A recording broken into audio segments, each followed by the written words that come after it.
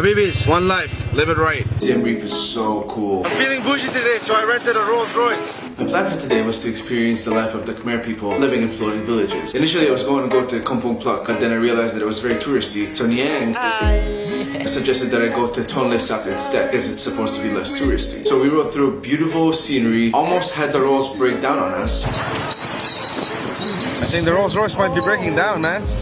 And eventually arrived at Tonle Sap. Took a boat for about 30 or 40 minutes to get to the village. But let me introduce you to the people who were on the boat first. There's Neng, he grew up in the city on land in Siem Reap. And there's Banya, who grew up in the floating village where we were. And there's Koi, the best boat driver out there, who grew up in the mountains. Basically had almost all of the powers. It's so bad. And then there's this guy, Khan, who's a legend. I can't even describe him. Just watch. What's your name again? My name is An. Hank. A-A-A-L. A-A-A-A-A-L. Khan. Yeah. Not An. Not An. Okay, Khan. A-A-A-N. K-H-A-N. Khal Drogo. You know Khal Drogo? You watch Game of Thrones?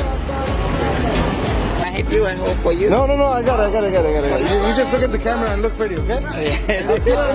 The floating village had over 200 homes all built on stilts, and it has everything you expect. It has a school, markets, it even has their own version of 7-Eleven. And there's also stuff you wouldn't expect, like a floating jungle, and a floating cemetery, and even floating roads. We then saw catfish, crocodiles. Are they dead? A cute dog. We eventually got to fly Drozo over a beautiful, beautiful sunset, and got some really, really cool footage.